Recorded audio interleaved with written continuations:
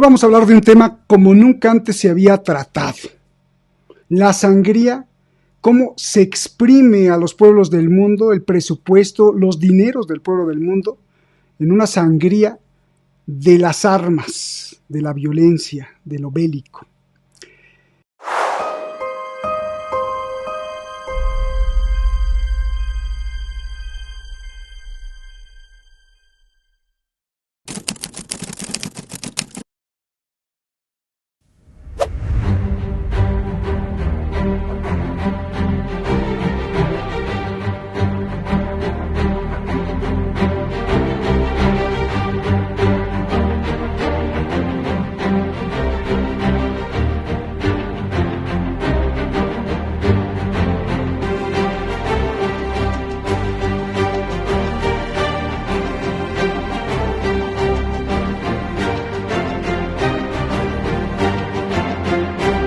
Javier Martínez preparó esta clase magistral para hablarnos, repito, como nunca antes se había hablado de armas, de esta sangría que se hace.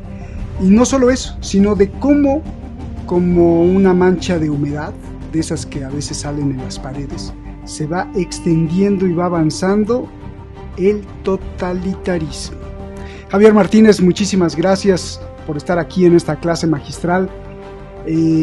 Como siempre, pues tú has estudiado días antes de la clase magistral de fin de semana, pero esta vez creo que te llevó mucho más tiempo, mucho más horas, mucho más páginas de estudio y estamos deseosos de escucharte sobre esta sangría de armas, las ventas de armas. Ahora sí nos vamos a dar un festín, incluso con imágenes, porque ahí también preparamos de todo tipo, pero sobre todo los datos y el análisis de Javier Martínez. Te escuchamos con atención. Adelante, Javier. Gustazo en saludarte. Un placer, Roberto, Shadi y todo el equipo de Detrás de la Razón, así como todos los seguidores de nuestro maravilloso programa. El negocio mundial de la guerra, los conflictos, los productores de armas, los consumidores, las consecuencias, es la primera parte de lo que voy a querer tratar hoy. El negocio de la guerra. Una industria multimillonaria que se nutre de la inestabilidad y del conflicto, es decir, necesita inestabilidad y conflictos.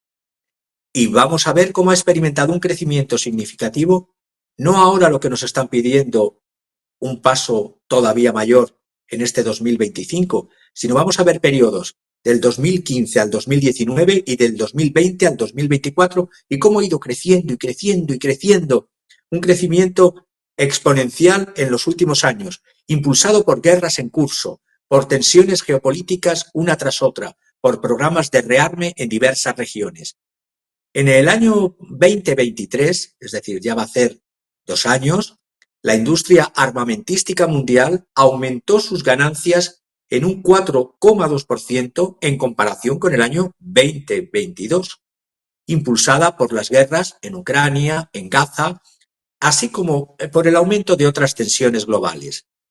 En un informe que he estado analizando, el informe SIPRI y otros informes del Transnational Institute, el SIPRI es del Estocolmo, es un estudio que hacen para la paz sobre, entre otras cosas, sobre la producción, las ventas y el incremento armamentístico en el mundo. Puedo señalar que estos informes, el del Transnational y el del SIPRI, analizan el tamaño y las tendencias de este negocio mundial de la guerra, identificando los principales, por una parte, principales conflictos que lo impulsan, los mayores productores de armas y las consecuencias humanitarias que esto genera. Los mayores productores siguen siendo, a cierre del año 2024, las 100 mayores empresas, por ejemplo, el año pasado, cerraron ya con 70.000 millones de dólares más en un solo año. Y estas empresas, por escalafón del primero al 17º, está en primer lugar, son casi todas mayoritariamente en un 64% o 70% son de Estados Unidos y el resto de la Unión Europea y hay algunas chinas. Pero en primer lugar está la Lockheed Martin, En tercer lugar, hay después una china. En tercer lugar, Raytheon, que ahora se llama RTX. En cuarto lugar, Northrop Grumman.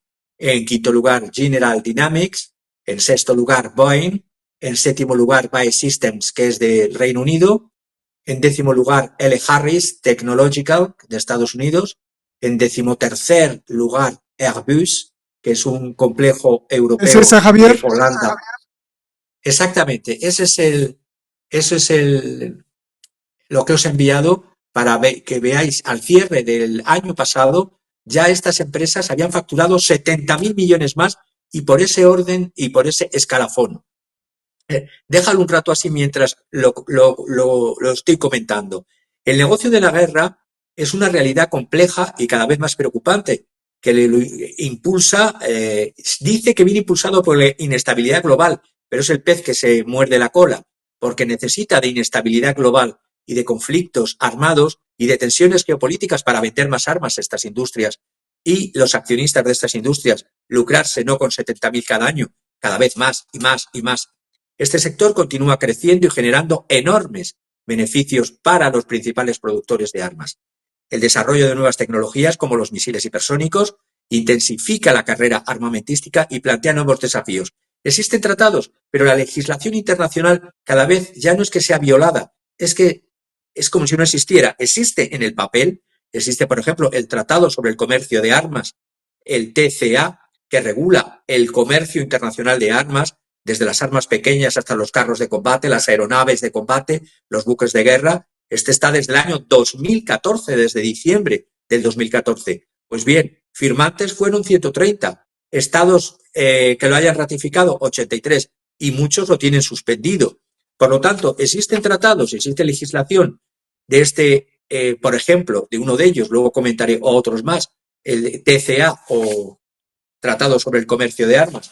Como es un negocio y la guerra es un negocio, pues evidentemente los estados partes del TCA cumplen los que quieren cumplir con sus compromisos, que son pocos, los que cumplen y pocos o casi ninguno los que promueven la transparencia, es el negocio más oscuro, junto con el de las drogas y la prostitución, en el comercio de las armas. Vamos a abordar la proliferación de estas armas nucleares y fortalecer los mecanismos. ¿Cómo se podría fortalecer los mecanismos de control para prevenir su uso? Me voy a estos periodos que he dicho, comparado dos periodos, 2015-2019, 2020-2024 y lo que se nos avecina en este 2025. En el año 2023, el gasto militar global alcanzó la cifra récord de 2,46 billones de dólares. A cierre del año 2024, 2,46, en el año 2023, 2,44, es decir, cada vez va más a más. El nivel más alto jamás registrado y el mayor aumento interanual desde el año 2009. Del 2009 al 2019, la proporción del PIB mundial que se dedica, es decir, lo que produce una nación y lo que se destina para armas y guerra, ha pasado del 1,9 al 2,4%, pero la realidad es que los ingresos de las 100 mayores empresas, que son las que estáis viendo allí, algunas empresas de armas, las principales de armas del mundo, han ascendido en el año 2023, es decir, ya en el año 2023, ya se había ascendido a 632.000 millones de dólares, un aumento del 6,4% en relación al 2022. Pues esto ha ido en aumento todavía más. En el 2024, la cifra alcanzó a 2,46 billones de dólares. El gasto militar europeo se ha incrementado en el año pasado en un 50% más. El gasto de los gobiernos en gasto militar correspondientes a Europa van incrementándose con la cifra del gasto militar OTAN de 1,44 billones. Empresas, evidentemente, la última que aparecía en ese cuadro que os hemos mostrado es la alemana Rheinmetall, pues para que os hagáis una idea, solo la última de ese cuadro ha tenido en este año ya de cierre con respecto al 2024 un incremento del 40%. Estamos hablando de gastos que corresponden a más de 300, ya camino de los $400 por cada habitante del planeta. Ha habido un incremento, por lo tanto, de un 9% en el 2024 y de un 12% en el 2025. Una tasa que duplica el crecimiento del PIB mundial. Es decir, crece más la venta de armas que lo que va en paralelo el crecimiento del PIB mundial. Y aparte de lo que es los conflictos entre estados, luego estamos alimentando con este armamento actividades terroristas, nuevos conflictos armados, conflictos transfronterizos. ¿Quién es el principal estado que sus empresas son las que más se han beneficiado de estos conflictos en este paso de periodos que he comentado, 2015 al 2019 y del 2020 al 2024? Estados Unidos. Estados Unidos ha registrado, mejor dicho, un aumento en las ventas de armas, con ventas militares al extranjero, que el año pasado alcanzaron los 117.900 millones de dólares. Sí, amigos, 117.900 millones el año pasado solo fueron de Estados Unidos en ventas militares, un 46% más que el año anterior. Estas ventas han incluido, por supuesto, F-16 a Turquía por 23.000 millones, F-15 a Israel por 18.800 millones, F-35 a Rumanía por 7.200 millones y, por supuesto, la transferencia mayor a Ucrania, que lo veremos con detalle también. Las exportaciones de armas de Estados Unidos han aumentado en estos periodos del 2014 al 2017 un 17%. Del 2019 al 2023, un porcentaje todavía mayor. Las de Rusia disminuyeron en un 53%. Francia se ha convertido, después de Estados Unidos, en el principal exportador de armas del planeta, pero no nos hagamos idea de que son paralelos. Es decir, el porcentaje que tiene Estados Unidos ronda por encima del 46%, para ser más exactos ahora, y Francia estará en torno a porcentajes del 7,8% del comercio global. Se alimentan de todos los conflictos armados y guerras. Es el principal motor de este negocio. Guerra en Ucrania, que es una guerra de desgaste de más de los 32 países OTAN más Reino Unido, es decir, de la Unión Europea más Reino Unido contra Rusia. Recuerdo la frase de Lloyd Austin, que la dijo, estoy intentando buscar la fecha exacta para ver cómo se planifican estas guerras. En abril del 2022, Lloyd Austin había dicho al New York Times, que lo ha retomado el New York Times el 17 de noviembre pasado, esta frase de Lloyd Austin, que se iba a desgastar a Rusia hasta implosionar a Rusia. Estamos viendo, esta guerra ha supuesto ya más de 10.000 civiles muertos, con datos del año 2024, incluidos más de 560 niños, y ojo, si lo comparamos con los muertos de la guerra en Ucrania antes de la intervención rusa, es decir, del 2014 al 2021, cuando Kiev atacaba los territorios de Donetsk y de Lugansk, había más muertos civiles. Hubo 14.200, entre 14.200 y 14.400 en la zona de Donetsk y de Lugansk. Luego hemos visto el conflicto en Yemen, conflicto en Siria, conflicto que le llaman palestino-israelí, yo lo llamo conflicto de desaparición del Estado palestino, conflictos en África, como el de Boko Haram en Nigeria, el conflicto en la República Democrática del Congo.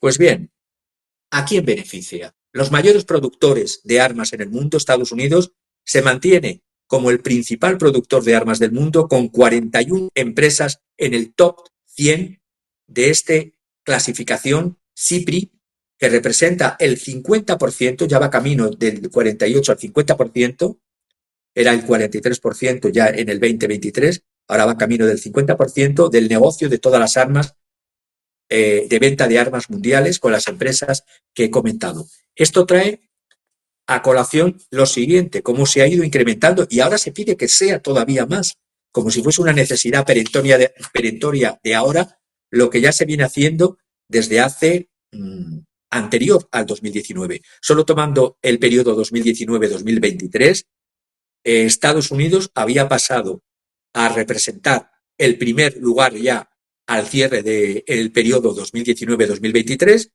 y Francia en un segundo lugar, con una cuota de un 43% en el año 23, 48% en el año 24 y camino de mayor cuota de venta de armas en el mundo. Francia en el 23 con un 11% y Rusia inferior al 11%. Por lo tanto, vemos eso en cuanto a las exportaciones. En cuanto al desarrollo de nuevas armas, vemos los misiles hipersónicos frente al Oresnik ruso, el Long Range Hypersonic Weapon, el llamado Dark Eagle, sistema de misiles de destrucción, misiles hipersónicos que viajan a más de 3.800 millas por hora. Vemos también la cuota de importaciones. ¿Quiénes son los países? Pues bien, los países que más importan armas. El principal ha sido este año de cierre 2024, ha sido Ucrania, el mayor importador de armas del mundo, y se pide un esfuerzo más, que se vendan más armas a Ucrania todavía. De las importaciones mundiales en el año 2023, en primer lugar había sido la India en importar armas, con una cuota del 9,8, Arabia Saudita 8,4 y Qatar 7,6. Pues Ucrania ha pasado del cuarto lugar en el 2023 al primer lugar de importación de armas del mundo.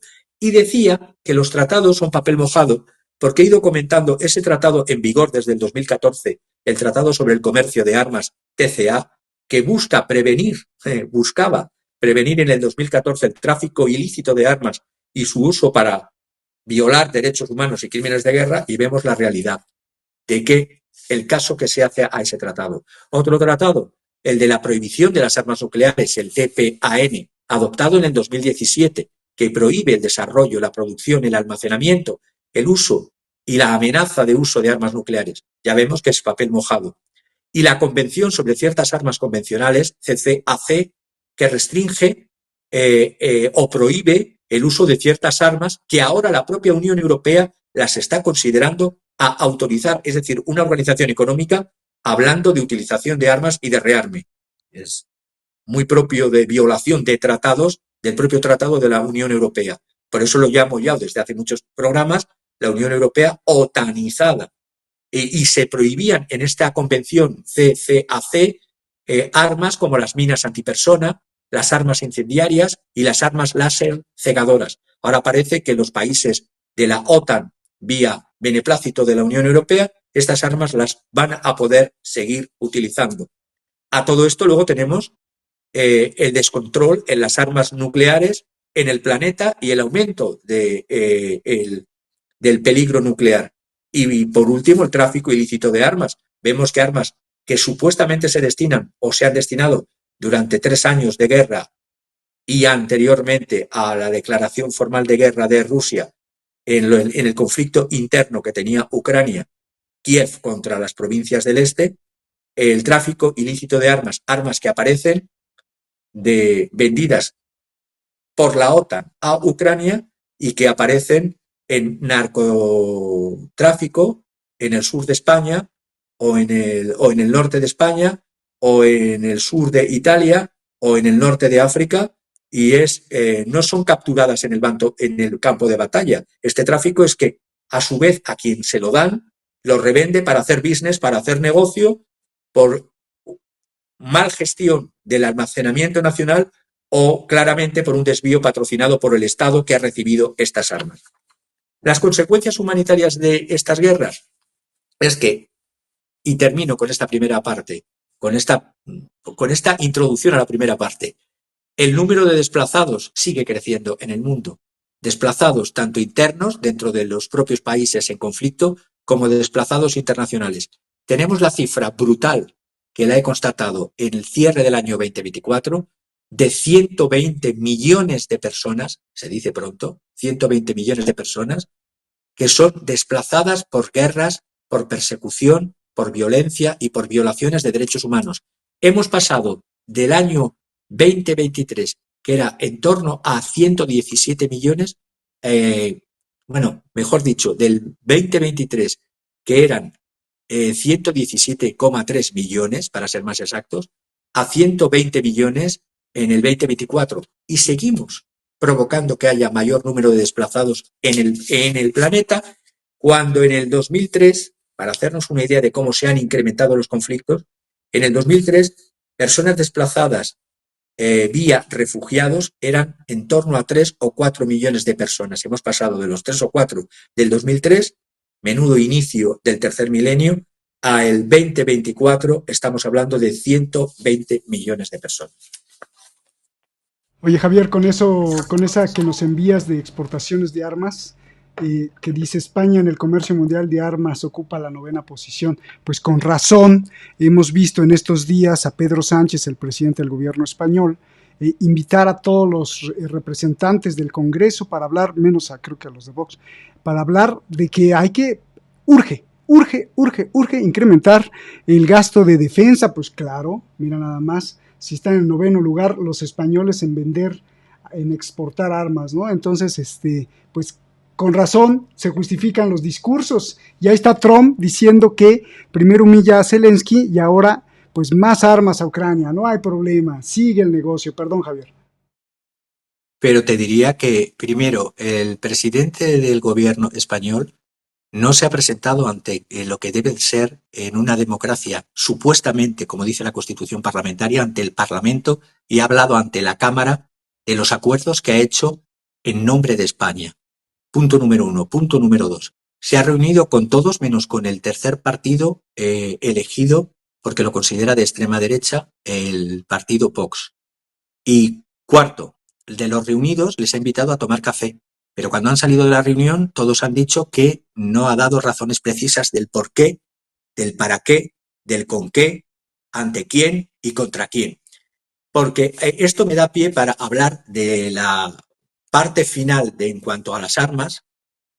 Ni los propios europeos se ponen de acuerdo de qué armas sí y qué armas no. Que si drones, que si cazas. Europa... y tampoco en cuánta sangre necesita el vampiro. Como yo digo, ¿cuánta sangre necesita el vampiro? Como dicen en Alemania con una frase, y vais a ver por qué lo utilizo en alemán y en español, ¿qué es suficiente? Was ist genug? El genug es crucial, porque suficiente, antes nos decían que la OTAN tenía que incrementar su presupuesto de cada estado como mínimo. Cada estado tenía que gastar un 2% en armamento. Pues bien, la media ya llegó al 2%, algo más. Hay estados que no han llegado todavía, están en 1,9, 1,8 como España, pero ya no es suficiente. Was ist genug? ¿Qué es suficiente ahora? Unos dicen el 3, otros dicen el 4, Trump dice el 5% del PIB.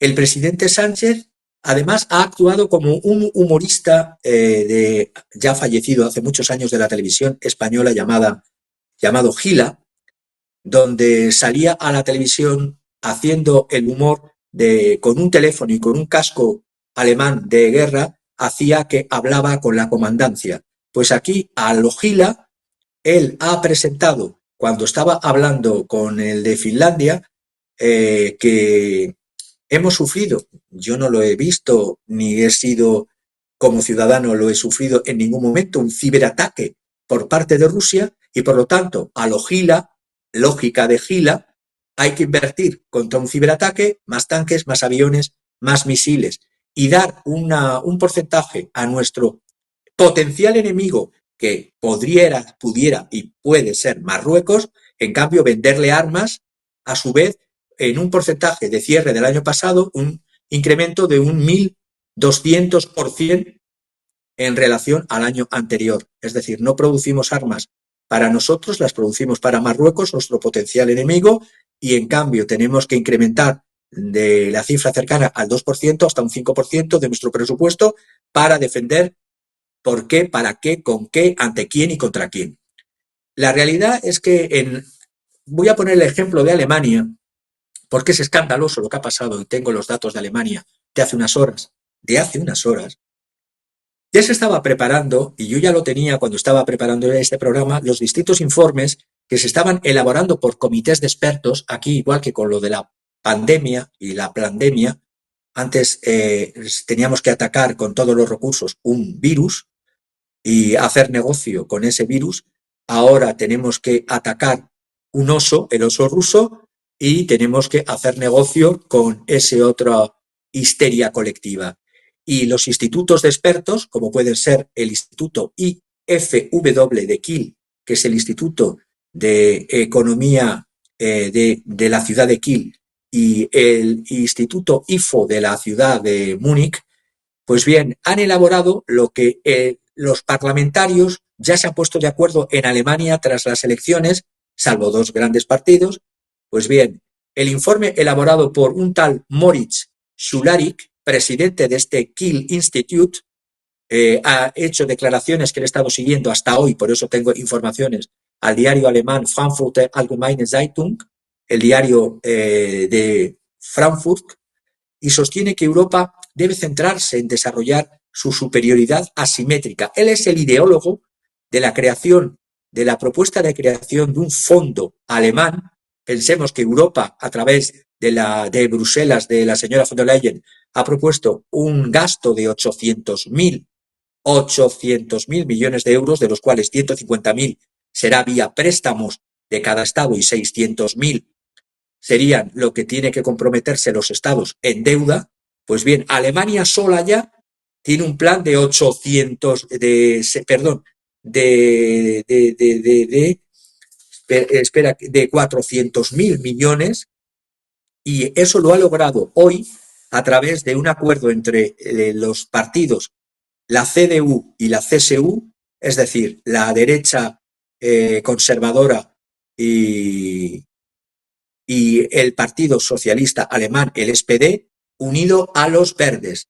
Esto va a incrementar 10 veces lo que aprobó el anterior gobernador Scholz hace 10 años. Estamos hablando que Merz, el presidente Merz, salido recientemente en esta coalición Frankenstein de socialdemócratas, conservadores y verdes, van a hacer un verdadero golpe constitucional a la Constitución de Alemania, a la ley fundamental de Bonn, y lo explico.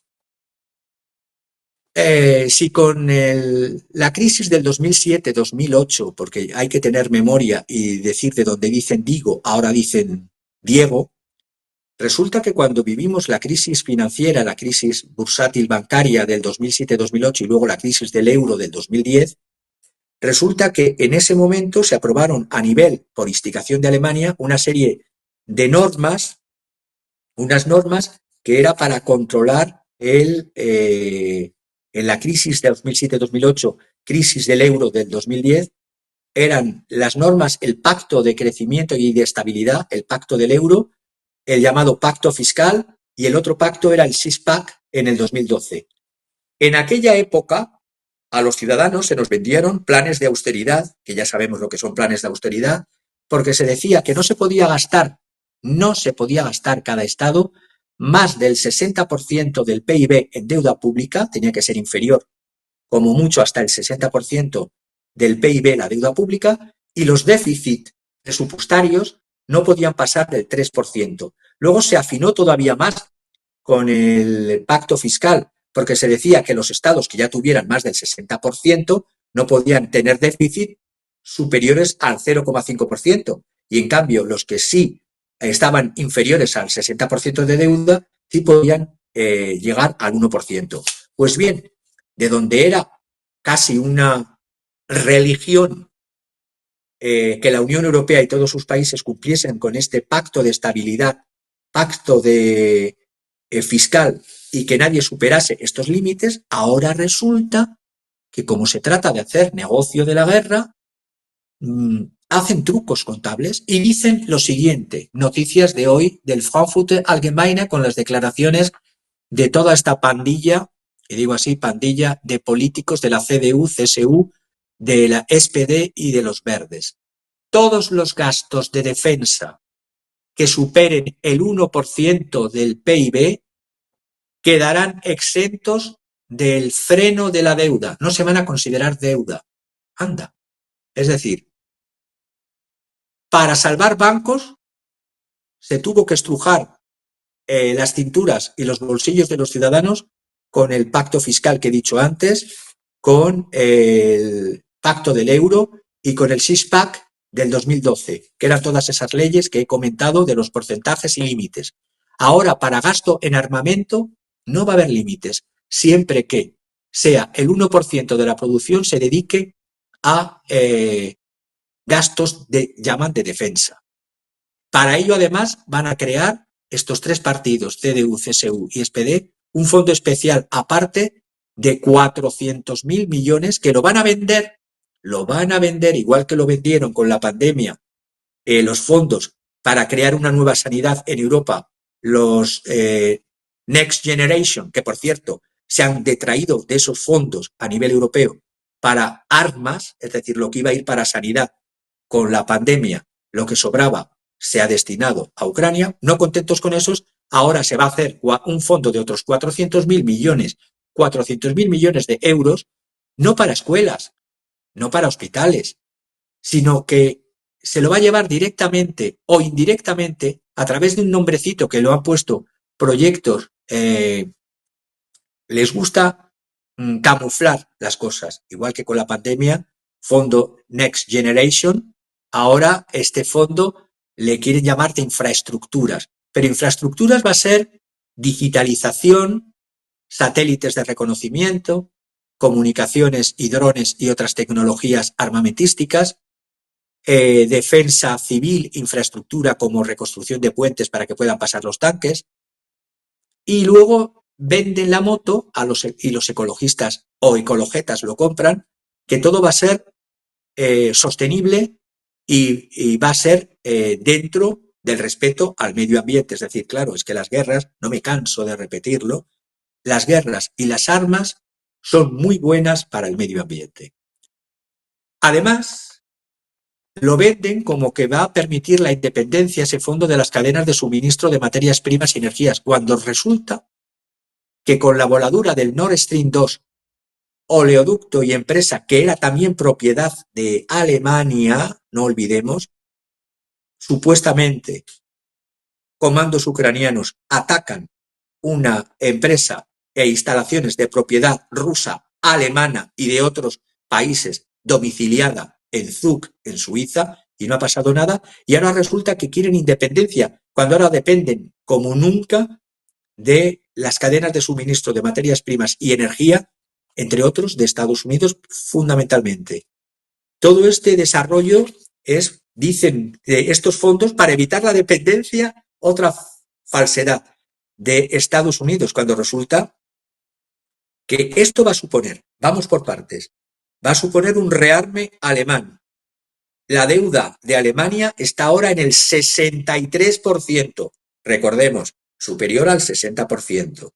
Esto va a suponer que la deuda pueda llegar al 90 o al 100% del PIB, pero como van a considerar que esto no se va a meter en el concepto de deuda, porque además va a ir vía préstamos, ahora resulta que los préstamos no son deuda.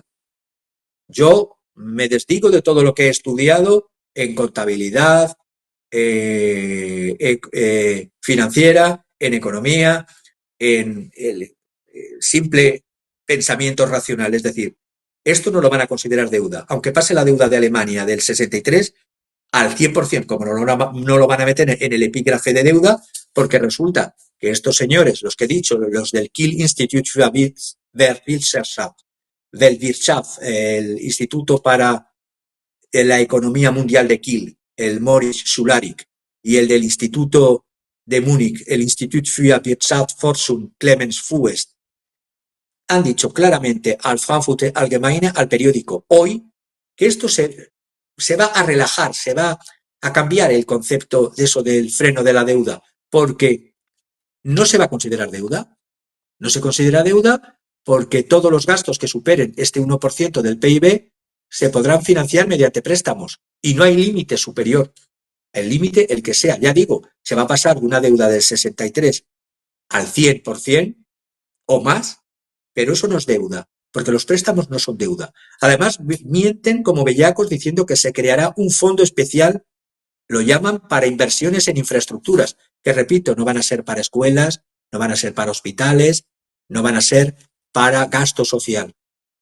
Eso sí, los verdes han dicho que esos préstamos tienen que ir con el nombre de protección del clima y de reestructuración de la economía protectora con el medio ambiente. Es decir, por más que le pongan etiquetas y falacias para meter en una prensa comprada, la realidad es que un préstamo es una deuda y la deuda pública se va a incrementar y el déficit fiscal, déficit presupuestario, se va a incrementar. Y además el señor Merz, que yo le he llamado en este programa ya el señor dolor, señor Schmerz, porque hay una palabra en alemán para decir dolor que lleva el apellido de este señor con una SCH delante, para decir el dolor en alemán es der Schmerz, el dolor, y el señor se llama Merz. El señor dolor liberará además dentro de unas horas otros 3.000 millones más en ayuda militar adicional a Ucrania, según las noticias del Frankfurter Allgemeine Zeitung. Todo esto, ¿a quién beneficia? ¿A los alemanes? Lo dudo. ¿A algunos alemanes? Sí, por ejemplo, al CEO de la empresa que hemos visto antes en el ranking, Rheinmetall, Armin Paperka, que vemos cómo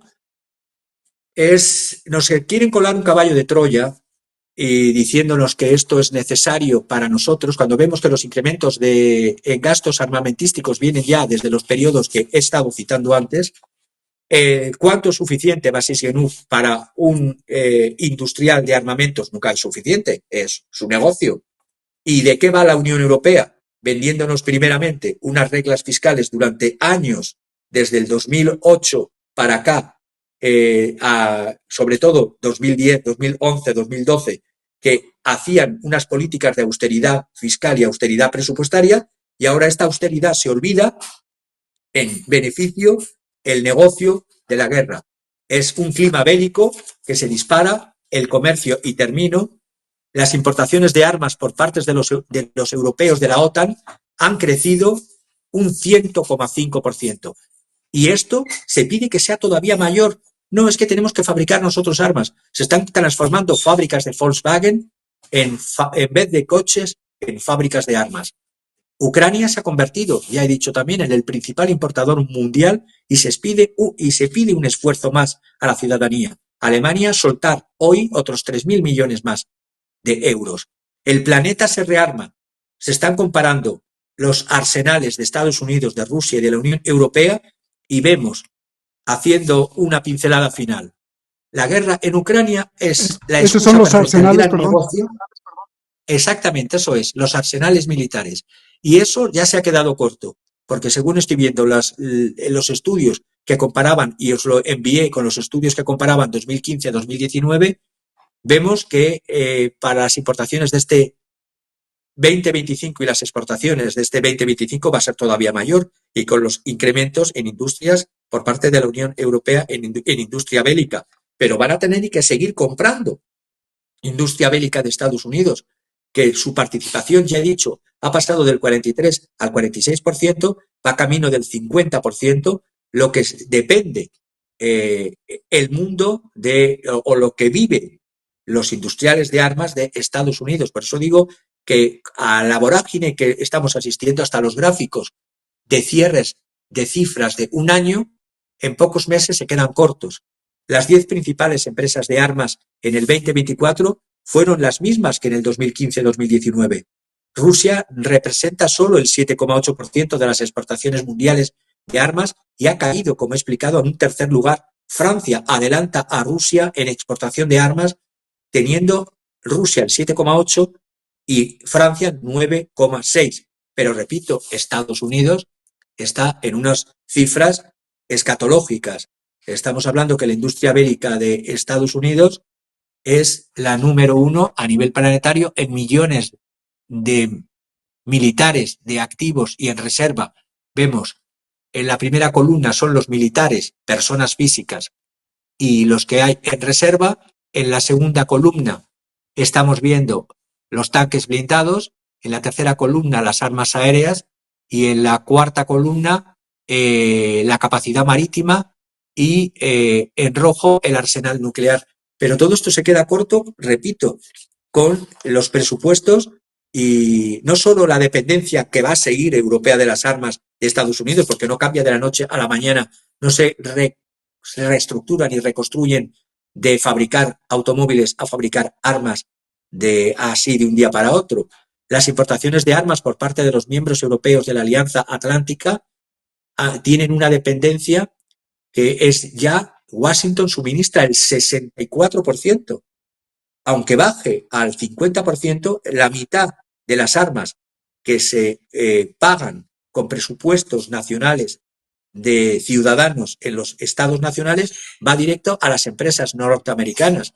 ¿Se pretende con esto seguir fortaleciendo la industria no solo armamentística europea, sino fundamentalmente seguir siendo la número uno, la de Estados Unidos, y en segundo lugar crear una industria militar en donde no es competitiva las otras industrias hasta ahora europeas? Se pretende infectar de un virus, el virus de la guerra y de la inestabilidad, no solo el planeta, sino fundamentalmente centrado ahora en Europa. Y de este aumento, España, ya lo hemos visto, vende el 3% de las armas que se compran. Increíbles cifras que ponen, pues, sin lugar a dudas, lo que nos estás describiendo, con hechos, demostrar exactamente que todo esto es, porque mucho se dice retóricamente, es que es un negocio, o sea, pero cuando los pones con hechos, mira, ahí están los hechos, y ves las ganancias, pues las cosas son diferentes. Gracias, Javier, de verdad que todos estos datos reveladores que nos comprueban lo que tú ya habías advertido y se ha dicho aquí en Detrás de la Razón desde hace mucho tiempo, pues los datos estos son reveladores y entonces pues podemos entender por qué les gusta encender el fuego en donde puedan, ¿no? Ucrania, Taiwán, Palestina, y qué lástima que el ser humano no haya avanzado ni un tantito así humanamente, espiritualmente, para poder detener esa producción de armas. Al contrario, todos se suman a la producción de armas. ¿Y hacia dónde nos llevarán? Pues seguramente a destruir, a ensangrentar más a la especie humana. ¿Cuál es el siguiente punto, Javier? La humedad como símil del avance del totalitarismo, esta mancha que se va metiendo por los poros de los tejidos sociales. A ver. Sí, porque pensamos que el totalitarismo solo se puede dar bajo sistemas no democráticos, sistemas autoritarios, pero el totalitarismo puede gestarse y desarrollarse e incluso mucho más profundamente en sistemas aparentemente llamados de democracia formal. Porque, a ver, voy a empezar, antes de entrar en el análisis de un libro, la psicopatología del totalitarismo, la psicopatología, estamos en una deriva totalitaria de la antigua alumna de la Escuela Normal Superior, filósofa, psicóloga clínica, doctor en psicopatología, Ariane Villeron. Quería apuntar dos ideas de dos autores. Ya en el año 1995, el sociólogo y científico social de Estados Unidos, Immanuel Wallerstein, en su obra El futuro de la civilización capitalista, fijaos qué mente tan preclara, en el año 95 decía: hay tres opciones hacia la cual puede caminar la civilización capitalista. Una, el neofeudalismo, uno que lo hemos venido comentando y cómo lo hemos ido viendo en Estados Unidos, y otra, la segunda, eran tres, la segunda, una especie de fascismo democrático, que es el que vamos a analizar ahora, y una tercera, que no se ha dado y de momento veo muy lejos de que se dé, un orden mundial más generalizado, de respeto entre distintos países, descentralizado, multipolar y altamente igualitario entre las naciones-estado. Pues bien, se están dando los dos, el primero y el segundo, el del neofeudalismo y el de una nueva especie de fascismo democrático. También Eric Hobsbawm, ese mismo año 95, en la historia del siglo XX, hablaba cómo especie de fascismo democrático utiliza las guerras, las llamadas guerras humanitarias, las llamadas guerras preventivas, los intervencionismos humanitarios, las llamadas guerras democráticas, para etiquetar lo que realmente es saqueo y horror sin límites, donde se demoniza al adversario, tratándole como un ser odioso universal, como el enemigo a destruir pueblos enteros, rehenes y víctimas de una minoría de estas élites poderosas que son los únicos poseedores de la tecnología de la muerte, o bien en la modalidad neofeudal, las oligarquías tecnocráticas de políticos y de fabricantes de armas. Retomando o iniciando lo que voy a intentar resumir en 20 minutos o 15 minutos, toda la obra, el libro de 316 páginas de esta autora Ariane Villeron, Psicopatología del totalitarismo. Estamos en una deriva totalitaria.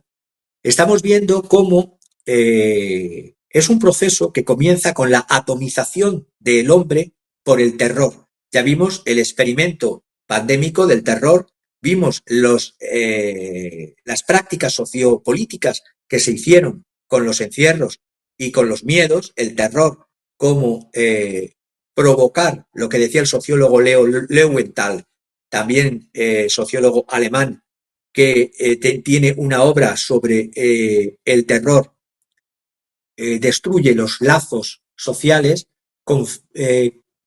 confisca a los individuos, les quita su propio pasado, su capacidad de anticiparse al futuro y los hace más vulnerables a las manipulaciones. Esto es una obra también de este autor Leuwenthal, La atomización del hombre por el terror. Pues bien, esta autora, Ariane Villeron, habla también, basándose en Leo Leuwenthal, cómo se logra desbrozar el retrato psicológico más fino de esta psicopatología del totalitarismo. Se va de lo individual a lo social de la siguiente manera. El rol que ejerce el terror para transformar a los individuos en células aisladas y desesperadas en el corazón de una gran masa indiferenciada, es decir, se rompen, pero luego se rompen los lazos sociales del individuo para romper al individuo desde dentro. El punto clave de este totalitarismo es la transformación de los pueblos en masas, primero homogéneas, regidas por emociones inducidas y por actos y por pulsiones, no por racionalidad. Para ello es indispensable la atomización por el terror, esta conceptualización que ya viene de atrás de Hannah Arendt y de Alexander Zinoviev del totalitarismo como un sistema, una arquitectura propia de la cual no importa el decoro exterior, ya sea un régimen autoritario, ya sea un régimen aparentemente donde se deposita un voto y no sirve absolutamente para nada. El totalitarismo es una verdadera fábrica de acosadores. Como dice la autora, una fabrique de harceleurs. Y tiene unas funciones que hace comprender en el libro cómo se desarrolla en el libro Psicopatología del totalitarismo, unas funciones que voy a retomar, 6 funciones que trata en el libro. La función primera de este totalitarismo democrático: romper los lazos, el lazo racional entre las decisiones del gobierno y la suerte de los ciudadanos, de los individuos. En esta primera función, la atomización del individuo por el terror, se hace que los individuos regresen, es decir, retrocedan a un espacio psíquico antes o anterior a la adquisición de las funciones racionales, es decir, se infantiliza a los individuos vía el terror y se les hace no pensar vía razón, sino a través del miedo en pulsiones y en instintos. Estamos hablando de que esta autora ha creado en otro libro una escala, no, lo mete en el mismo libro también, pero en otros libros de ella que no los tengo todavía, habla de una escala de desarrollo psíquico en la cual, en esta escala de medición, de graduación del totalitarismo y del desarrollo del totalitarismo, vemos cómo hay, por una parte, individuos fuertes que pueden subir con esfuerzo esta escala y otros que caen precipitadamente en la escala del totalitarismo debido a su propia construcción, a su armadura psíquica. Es decir, este es el libro, Psicopatologie de l'autorité, Psicopatologie de l'autoritarisme. Ese es el primer libro que leí por referencias, no el libro de ella. El otro, el que estoy tratando, se llama Psicopatologie du totalitarisme. Sommes-nous dans une dérive totalitaire? Entonces, habla de cómo acabar con esta manipulación. De la misma manera que las personas, los individuos, intentamos tener fortaleza física, biológica, hacernos con una inmunidad biológica, el totalitarismo ataca la inmunidad psíquica, la fortaleza, ella es Ariane Millerand. Ataca las construcciones psíquicas individuales. Las decisiones de los gobiernos van a contribuir, por lo tanto, a anular toda posibilidad de pensamiento de manera racional, utilizando paradojas, lo que lo llama la autora la injonction paradoxal, que es el mandato o mandamiento paradójico, que voy a poner ejemplo, por obligar a alguien a una falsa elección. Por ejemplo, elegir entre su salud o sus ingresos de subsistencia. Todo basando en el miedo y en una represión psíquica, una represión y una regresión psíquica. Regresión que significa volver a estados infantiles donde todavía no está desarrollado el pensamiento racional como lo tienen desarrollados los seres humanos a partir del proceso de maduración. Por lo tanto, el poder necesita de individuos infantilizados, aislados, que conviene, por lo tanto, eliminar en sus análisis de estos ciudadanos la relación de causalidad entre las víctimas del terror, quiénes son víctimas y quiénes son los verdugos. A veces se les hace a las víctimas hacerse creer que son culpables de su propio martiriologio. Es muy fácil, por ejemplo, imaginando, haciendo y propagando a través de los medios peligros imaginarios. Lo vimos con el experimento de la pandemia.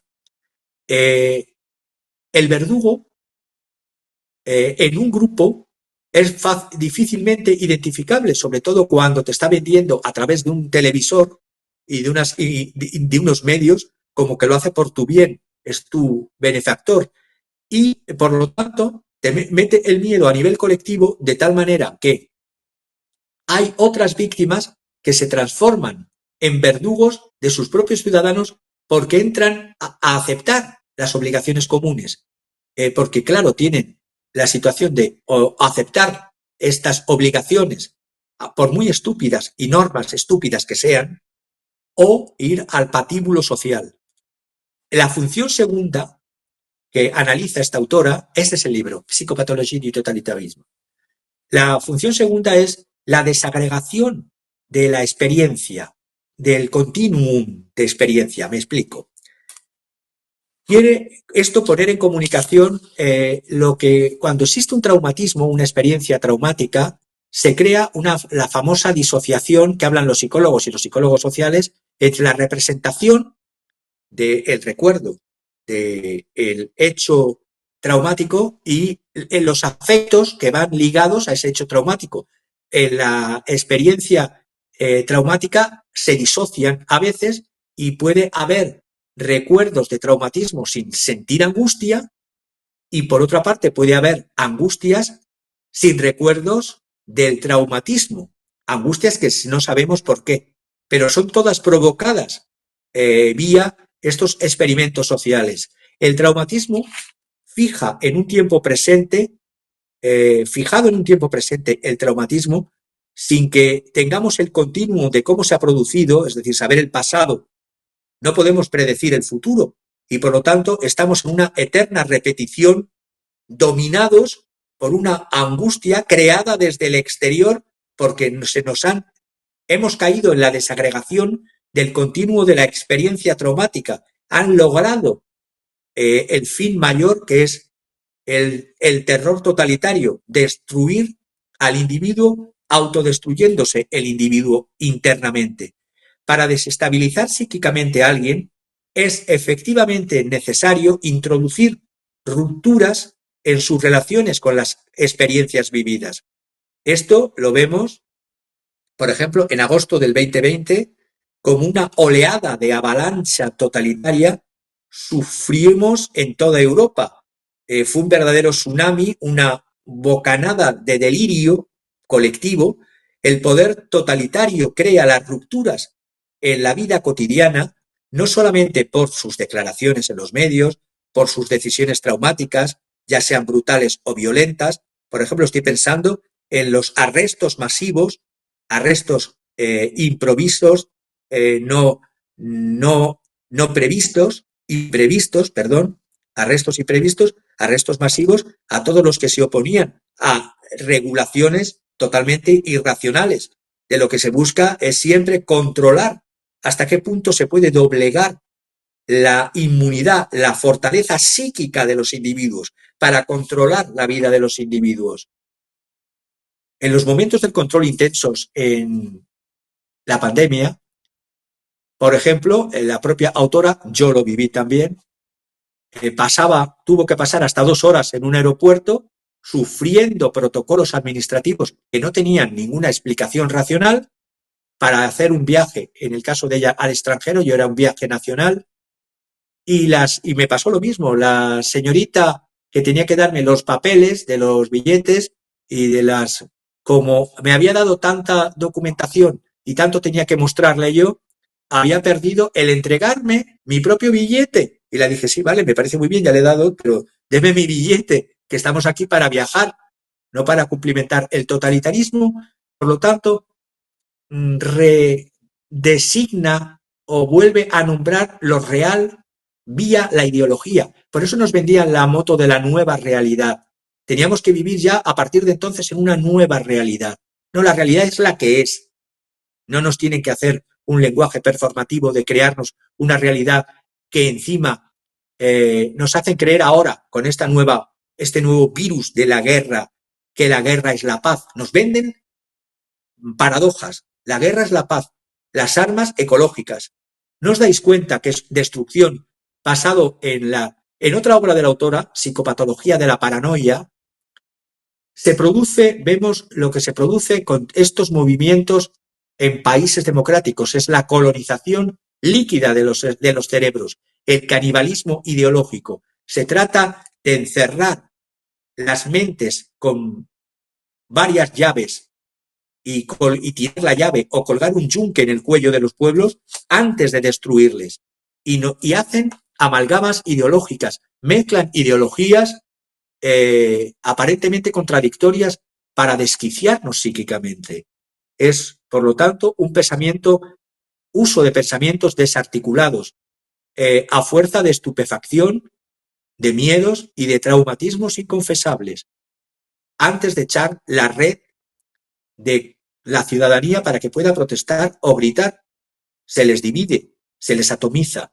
La tercera función, voy a explicar solamente 6 funciones, voy rápido. La tercera función es la desagregación de la personalidad. La personalidad se desagrega a un ritmo de varios choques traumáticos. Vimos el choque de la crisis financiera 2007-2008, luego la crisis del euro en Europa en el 2010, luego vino la crisis pandémica en el 2020, ahora nos viene en el 2025 la crisis a las armas ciudadanos, pero para ahogaros más en en sangre y en terror. La personalidad se desagrega a ritmo, por lo tanto, de estos choques traumáticos, pero también con manipulaciones de masa. Por el terror se refugia a veces en el conformismo y en la sumisión de las masas, porque se transforma el individuo en masa homogénea y luego se le autoimplosiona a cada individuo. En octubre del 2023 era el totalitarismo, acordaros de las máscaras de la virtud, que no llevase la mascarilla era señalado incluso por otras víctimas como verdugo, cuando los verdaderos verdugos eran los que te imponían, sin saber por qué, con comités de expertos que nunca aparecían. Y se hace regresar retrógradamente o involucionar a una mentalidad infantil, perdonad que estoy traduciendo del francés por si cometo errores. Los mensajes son paradójicos, es decir, con paradojas, como he hablado antes, y es un mecanismo de acoso, de harcèlement, de acoso colectivo. En su esencia, el totalitarismo tiene por necesidad para existir crear masas que le sostengan y que le refuercen. ¿Qué es una masa? Una masa es una suma de individuos regidos por las pasiones y los instintos. De ahí los populismos. No son individuos que les rige la función que se desarrolla desde la infancia hasta la madurez, la razón. No. Son las pasiones, los instintos y sobre todo el miedo, el terror y la muerte. En grupos, estos grupos se les hace en verde una progresión, una regresión. Esta autora ya lo vio en los grupos de acoso dentro de las empresas. Pues esto se ha extendido de los acosos y de los acosadores en las empresas a los acosadores desde la política. Individuos o pueblos, en este caso, que se entendían bien, ucranianos y rusos, se transforman en enemigos jurados, pierden, tenían antes una integridad y hoy se complacen en tener complicidades destructoras y transformándose en víctimas. Por lo tanto, acosador, acosado, cómplice activo del acosador, cómplice pasivo del acosador, resistente activo, resistente pasivo y testigos sordos y mudos. Estos últimos los testigos mudos pueden coger el papel de acosador, acosado, cómplice pasivo, resistente activo, resistente pasivo. En la medida en que el sistema totalitario utiliza el acoso como método, encontramos esta instauración de estos papeles, de estos roles. La violencia y la perversión ejercidas por el poder arrastran a la regresión de los individuos dentro de los grupos que devienen, que se transforman patológicos y irracionales. El diagnóstico de la autora es que la regresión psíquica al nivel colectivo atrapa al vuelo el psiquismo de los individuos y es para crear, no solo para crear estigmas suplementarios, sino para ayudar a la intangibilidad, el entendimiento de estos procesos. La autora ha escrito este maravilloso libro. El momento totalitario crea patologías narcisistas a bombo y platillo, a porrillo, abundantemente, colosalmente, en individuos que en otras circunstancias habrían permanecido como es el individuo de la civilización. Cualquier individuo en cualquier país, en cualquier civilización, es un neurótico, pero es muy distinto pasar de un neurótico a ser o devenir un paranoico. No solamente la autora no hace ya mención, porque se conoce por determinados círculos de psicólogos sociales, aunque yo los menciono, los trabajos de Milgram o en la prisión de Stanford, pero ella va más allá de la psicología social. Incluso habla como la tentación totalitaria, el choque traumático primero, vamos ahí, crea una intrusión en la psique de los individuos y la suma de varios choques traumáticos puede hacer caer al individuo, a otros individuos más fuertes o más inmunizados psíquicamente o más críticos o con una mente racional más combativa, no les hacen caer tan fácilmente. La tentación totalitaria está presente en el interior de cada uno de nosotros mismos. Está directamente en correlación con el nivel de angustia que sentimos y nos envía a cómo hemos sido construidos desde nuestra infancia, así como a nuestras herencias transgeneracionales.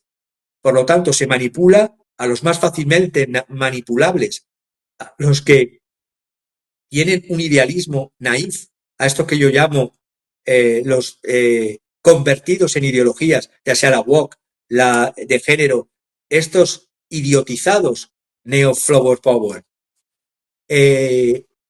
La autora, voy terminando, elabora una noción de regresión psíquica que no me voy a que más o menos ya la he tratado, que es como volver a los estados irracionales de la infancia. Y, por lo tanto, todo lo que la educación tiene que servir para ayudarnos a construir murallas psíquicas fuertes que sirvan de parapetos en la vida social, estamos viendo cómo el totalitarismo democrático rompe con los pilares de la antropología, que son la prohibición del asesinato, la prohibición del incesto, entre los dos pilares principales hay más pilares, porque lo que nos hace es volver a estados arcaicos, primitivos, donde se han desmoronado, no existen, se regresa hacia atrás en la vida psíquica, hacia estados más arcaicos, marcados por la primacía de los estados pulsionales y no racionales. Estamos, por lo tanto, en estos estados democráticos en Europa y en Occidente, buscando transformar a los individuos racionales en individuos pulsionales para mejor control. Esta es la regresión psíquica. Y por último, las dos funciones que me quedan. La función cuarta, la lucha por la supervivencia. Por lo tanto, cuando se provoca, el poder totalitario provoca una angustia permanente en los individuos a través de miedos permanentes, el miedo climático, el miedo al virus, el miedo a la explosión bancaria que luego solo benefició a bancos e instituciones financieras y grandes corporaciones, poner unas medidas en aquel entonces, 2007-2008, iban a poner las medidas contrarias para poder hacer el incremento de beneficios armamentísticos. Todo esto es fragmentar, reducir progresivamente a fragmentos lo que tendría que ser la vida psíquica de un individuo. Y no solo empobrecerle, pauperizarle a los ciudadanos, sino atacarles psíquicamente hasta su autodestrucción.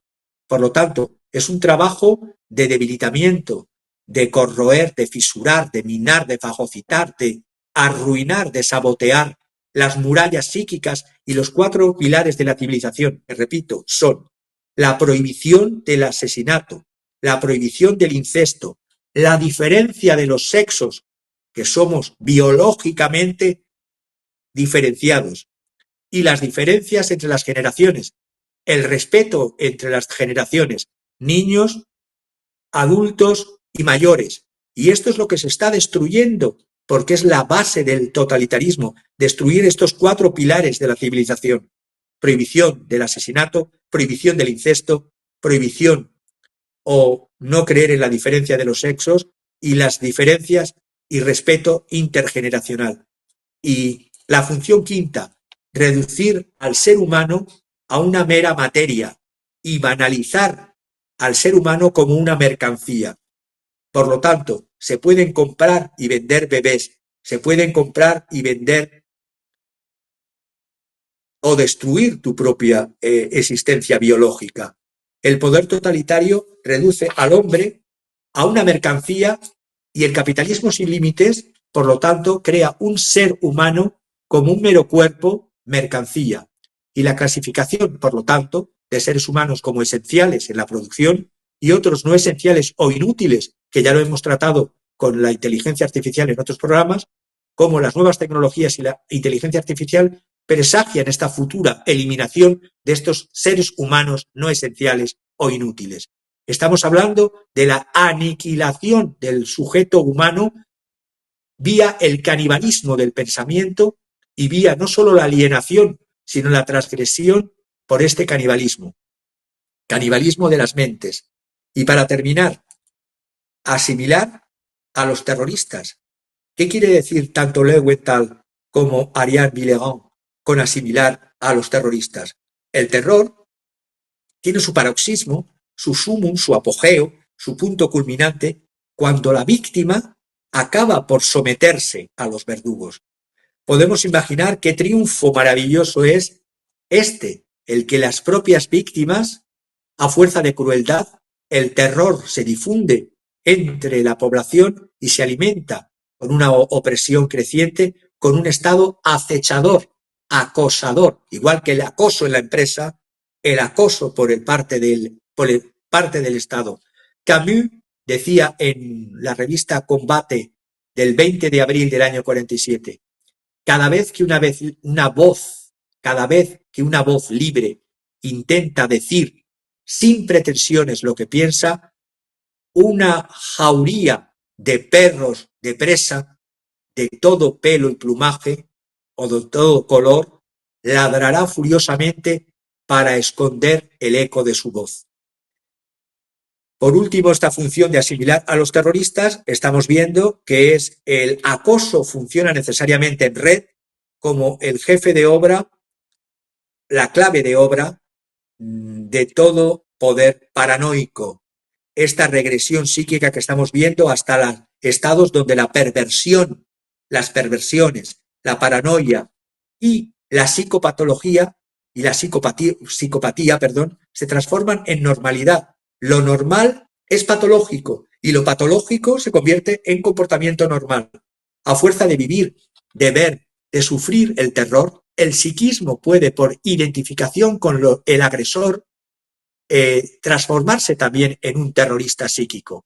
Por ejemplo, y termino, los llamados parvenus del sistema totalitario, es decir, los advenedizos del sistema totalitario, todos esos jefecillos oportunistas que se transforman en controladores sádicos, esos que señalaban por las ventanas, no lleva mascarilla, ha salido fuera de la hora, pues ahora son los que dicen, va en contra de la guerra, es un pro o filo tal, es decir, estos acusadores que se unen a los controladores como controladores sádicos, que se unen a los torturadores y siendo a su vez ellos mismos víctimas. Es el acoso en la psicosis paranoica lo que hace que se haya un contagio delirante y la autora termina, no puedo seguir más con el libro porque es maravilloso pero muy, muy extenso, los bombardeos publicitarios, la propaganda. Estoy pensando que este totalitarismo democrático es un virus, como lo llamaba Hannah Arendt, una infección, como llamaba Victor Klemperer, una epidemia totalitaria, como la llamaba Albert Camus.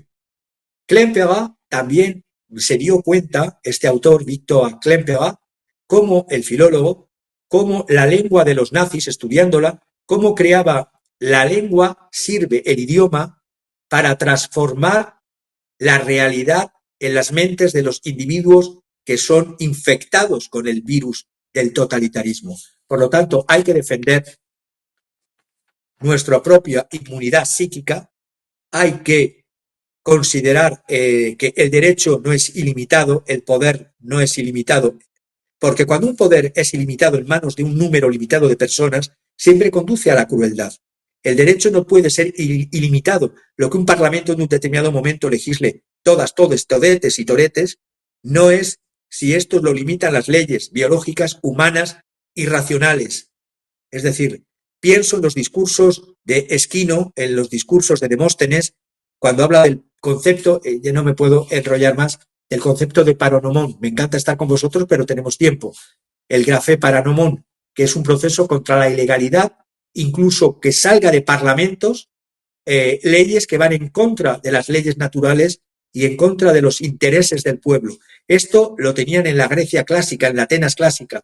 Cualquier ciudadano podía ir a la asamblea, a la bulé, y proponer con un compromiso bajo juramento que lo que estaban legislando en ese momento iba contra los intereses del pueblo y podía tumbar ese proyecto de ley. Hoy día no tenemos ni eso. Simplemente quería hacer mención a esta obra maravillosa de Agaya Mileván antes de pasar a nuestro comentario del cuadro de todos los viernes.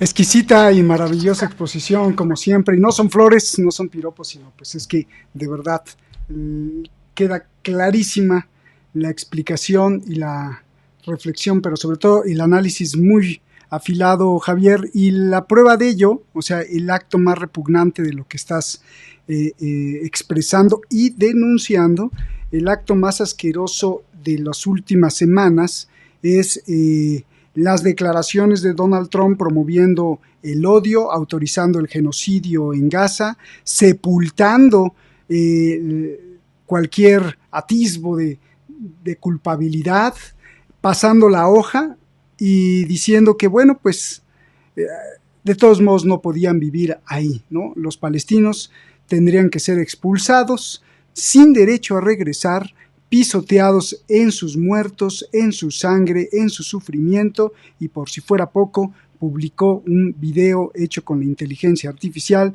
donde Trump y Netanyahu se están asoleando en la playa de lo que sería la Franja de Gaza versión premium, versión VIP, con grandes hoteles de lujo, con estatuas de oro de Donald Trump en la calle de lo que es la Franja de Gaza, deshecha por este genocidio que hemos visto en los últimos años. Eso es el ejemplo más repugnante de lo que estás diciendo, y que además no solo es con hechos por enviarle armas ni los hechos de las muertes, sino también es en el hecho de cambiar la narrativa, de construir una visión poco a poco, repetida muchas veces, no solo la mentira, sino lo que se quiere imponer, su visión de matar a todos y perderle el respeto, es decir, aniquilar el no matarás. No porque sea bíblico, no, sino que la prohibición de tenerle respeto, cuando siquiera mínimo, al prójimo, al otro, que es respetar su vida, ¿no? Ya ni siquiera las ideas. Entonces, me parece espectacular, gracias por dejarme replicar. Y ahora sí, ¿cuál es la obra que nos tienes preparada? ¿Por qué la escoges y qué ves en ella? Adelante, Javier. He querido traer una obra que está en el Museo Británico de Londres. Cada vez que voy allí, entre otros, voy a visitar a este autor, William Blake. Para mí es uno de los artistas británicos más completos, ya que es escritor, ilustrador, pintor y grabador. Digo es porque los autores siempre están vivos. El cuadro que traigo hoy está fechado en el 1794, en pleno finales del siglo XVIII, cuando se seguía desarrollando la Revolución Francesa, y vemos el cuadro, se titula El anciano de los días. Es un grabado al aguafuerte que posteriormente fue coloreado con acuarela sobre papel. A primera vista nos parece una imagen ambigua que tiene un parentesco pareciera, es erróneo, con el arte medieval. Se puede apreciar que tiene firmes lazos con la posterior pintura moderna, como vamos a ver. La composición se basa en un juego de equilibrios tensos, en donde se traza una simetría de base. Representa a un anciano, el anciano de Uricén. Uricén es un personaje literario de William Blake que representa a Dios. Dios como demiurgo que está en esta obra creando o por crear el mundo.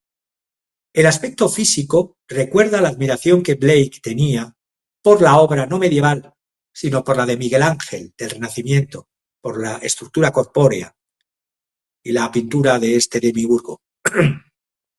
También, para mostrar el carácter divino del anciano creador, lo encierra en un disco solar,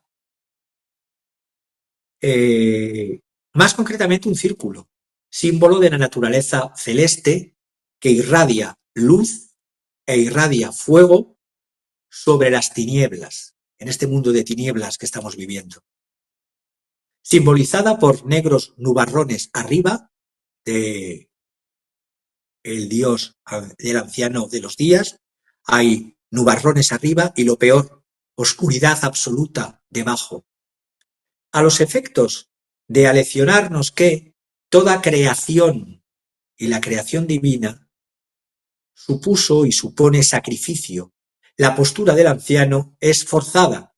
Vemos como para crear el mundo de los sentidos, apoyado en su rodilla derecha, es muy simbólico, el apoyado en la rodilla derecha es la idea del juramento sagrado, lo sagrado del mundo, también de la biología y de la naturaleza, mientras que en su mano izquierda se alarga para trazar un gran compás dorado que crea el mundo manifestado, la manifestación del mundo. Es un instrumento, el compás, de precisión que utilizan los proyectistas, los diseñadores, los geómetras, y aquí está como en la figura del gran hacedor, el gran arquitecto del universo, y no es casualidad que el anciano sea zurdo, porque lo zurdo es el canal manifestado por el hemisferio cerebral derecho que rige la creatividad. El contraste de la obra está presente en todos los detalles. Hay un viento que sopla desde la izquierda del anciano, que despeina sus largos cabellos y su espesa barba blanca, y él sale a combatir el nubarrón que está encima de él, que ha osado tapar parcialmente el sol y las tinieblas que están debajo de él.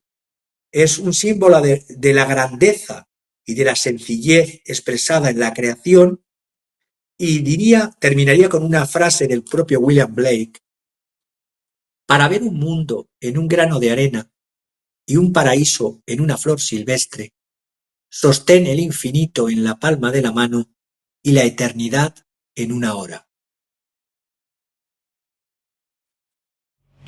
Wow, y eso, atrás veo como una luna, ¿no? Como el eclipse lunar de anoche.